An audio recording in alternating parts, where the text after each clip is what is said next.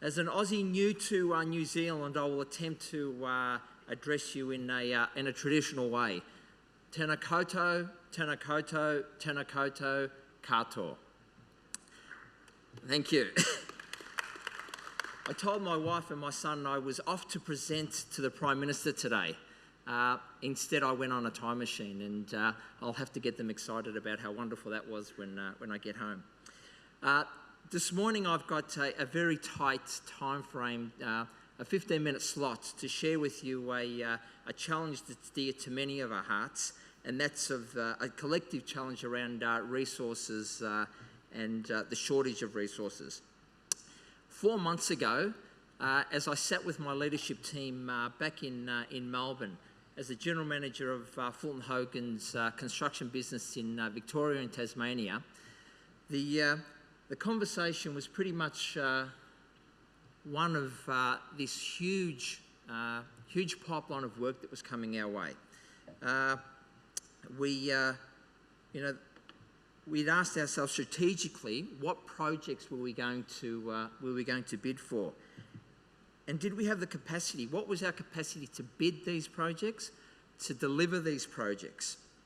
Fast forward today, 4 months into my new role as Chief Executive for Fulton Hogan's construction business here in New Zealand, and the narrative is much the same. A conversation around the resources challenges. So do we have a problem? Absolutely, we have a problem. The headlines tell us we have a problem, and not many people in the room here need to see the numbers or the statistics because we feel that problem every day. So I thought I'd start by sharing with you my views on what's driving the problem. We're in an infrastructure age. New Zealand is investing billions of dollars in roads, projects, tunnels, busways, airports, and of course, a lot of work around earthquake remediation. Lots of pent-up demand. As an example, a quarter of the nation's three waters infrastructure is over 50 years old, in due of an overhaul, and collectively that infrastructure is circa $36 billion. Add to that some housing shortages, construction boom in Auckland, and the skills shortage pressure is on. Auckland is looking for will be 185,000 construction workers short in the next 5 years or so. Unemployment across New Zealand, although varying, is at record lows. And we're facing competition not only from our competitors, but from adjacent markets. The skills that we have to offer as an industry are attractive to the adjacent industries. So what's the solutions? This ideally is where I come up with all the silver bullets and give you all the answers. I'd like to share with you some of the solutions that many of you may already have in place. Some of the things that we're doing at Fulton Hogan. Some of the solutions that are short-term, some are long-term, some are more sustainable than others. But there's a mixed bag of tools there that we're using.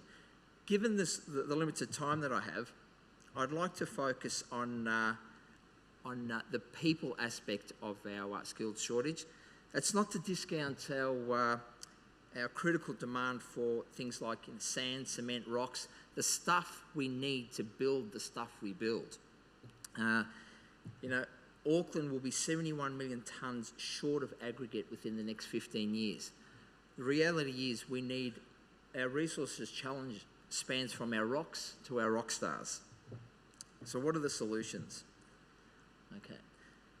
First one I've got up there, one that we're all experiencing in an attempt to catch up, is increased wages and better conditions, a somewhat unsustainable solution. We have this conversation in the office quite often, and at a personal level, people are enjoying the benefits of the pressure on wages, but as an industry, we know it's not sustainable. And we'll get to the stage where it's just not viable to invest in our infrastructure because the cost is too high. Overseas recruitment. We've all gone far and wide to try and fill the gap in our infrastructure needs. But this option I think is becoming unsustainable as well, as global markets are now experiencing similar skill shortages, and many of the people that we managed to get here to help us are now looking at going back home. I've put innovation and technology there in a people-focused suite of solutions.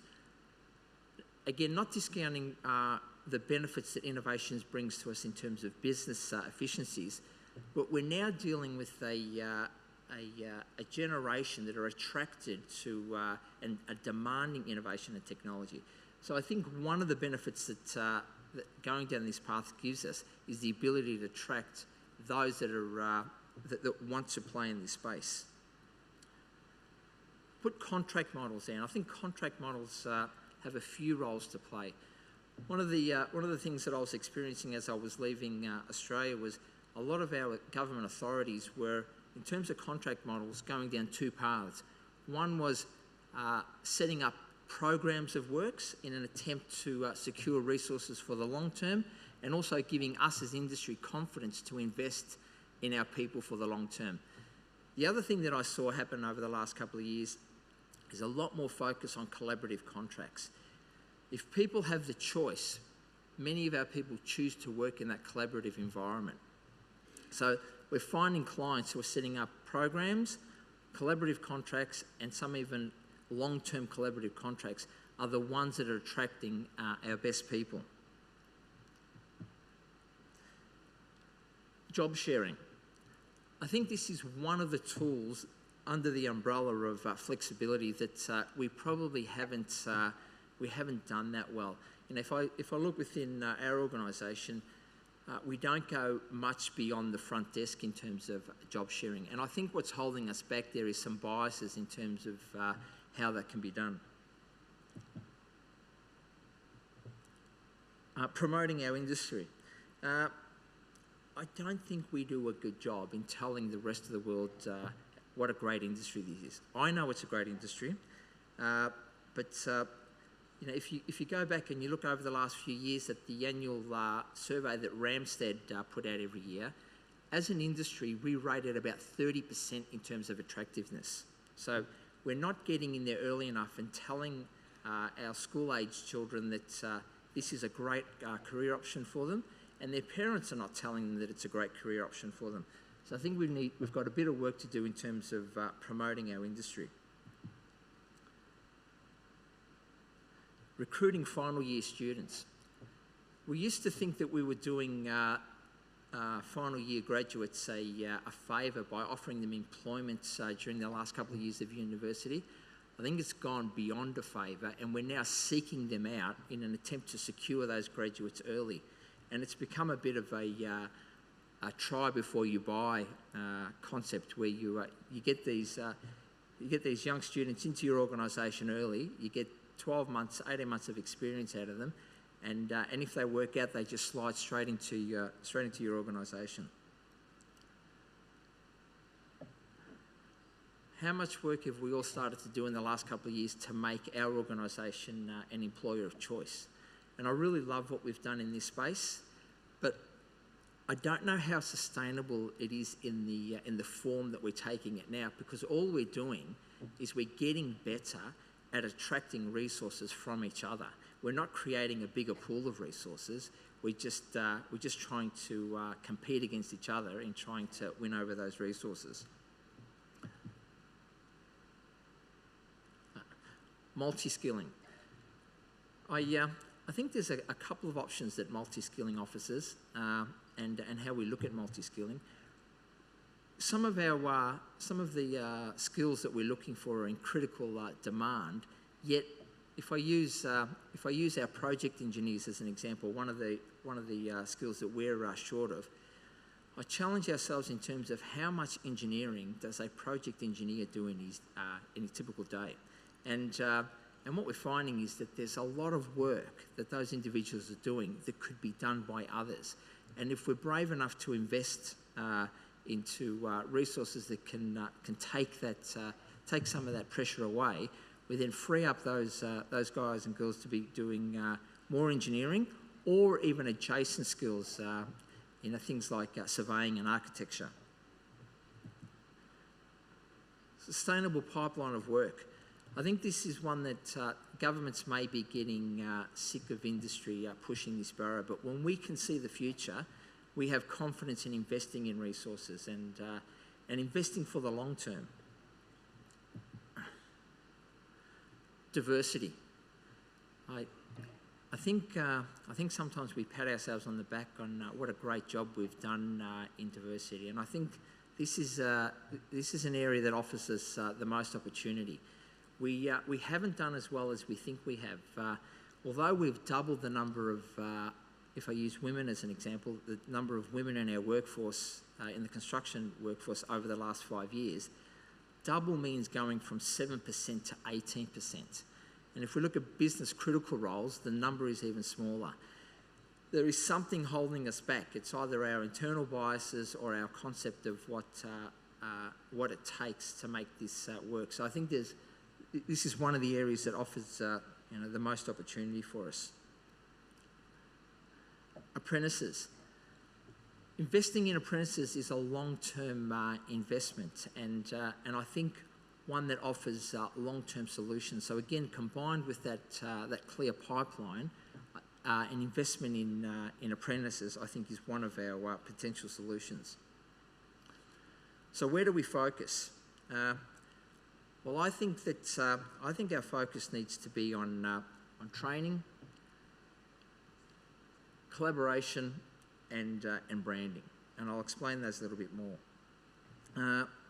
I see training as a long-term and more sustainable solution, especially as we have more disruptive technologies coming our way, and we've seen it in Australia, and I'm sure we're seeing it here in terms of the manufacturing industry going by the wayside a lot, and we have a lot of people coming out of that industry excited by our industry, and they just need to be trained and upskilled. So combination of long-term training and upskilling offers a long-term and sustainable solution in terms of trying to close this gap. I put collaboration there to go back to my earlier point in terms of how we're all trying to tackle what I see as a collective problem. I think we're coming up with some great ideas, but only looking inwards and competing against each other. I think if we can get our governments, our schools, our universities working to build the industry pool as opposed to taking from each other, that's a more sustainable solution to our problem. And I put branding up there again because we need to attract, retain, and engage people to this industry, not just to our organisation, because I do think we have a brand issue.